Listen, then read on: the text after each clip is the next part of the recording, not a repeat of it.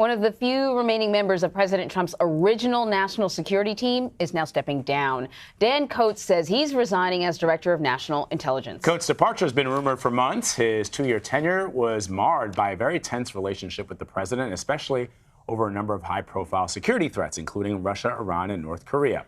Ben Tracy is at the White House with more on Coats' resignation. So, Ben, as we've been saying, Dan Coats' departure has been rumored for months. What was the impetus for now? Yeah, Vlad, this really does not come as a surprise to anyone here at the White House or in Washington that the director has resigned. His relationship with the president really had become kind of untenable. So that's why he has decided to resign, and the president probably very happy to accept that resignation.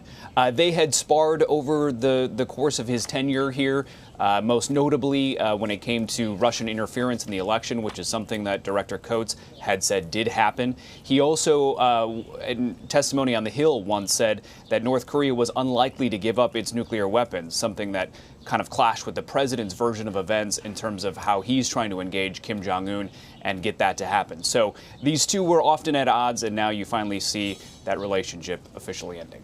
So, Ben, much has been made about how much the president values loyalty, and now it looks like the person that he sort of tapped to replace Coats is someone you might consider a Trump loyalist. Yeah, John Ratcliffe. He is a Texas Republican, member of the House, and that is the person that the president is going to nominate for this position. And there are some concerns. A lot of people say that he's a fierce partisan and a Trump loyalist, and that this would politicize this intelligence position, which is very important. This is the person who basically coordinates all 17 intelligence agencies within the government.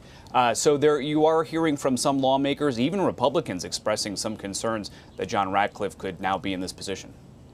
Ben, before we let you go, let me ask you about the president's tweet storm over the weekend, not backing down from the comments that he started to make earlier in the weekend. Up until this morning, he is still tweeting about it. I don't know what King Elijah means, but any sense from anybody at the White House that there was anybody sort of trying to put the brakes on this, trying to consult the president as to perhaps you made your point, no need to keep driving it home? I mean, I'm just sort of curious as to what was going on in the White House over the weekend.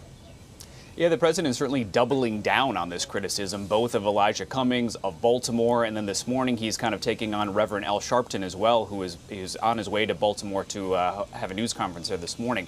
So certainly the president not backing off of this.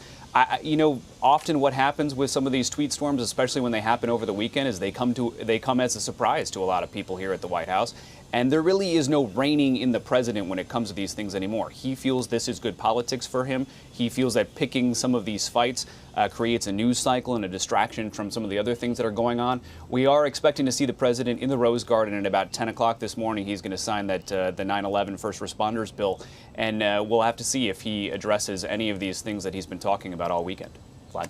All right, Ben, thank you very much. As always, we appreciate it. Thanks.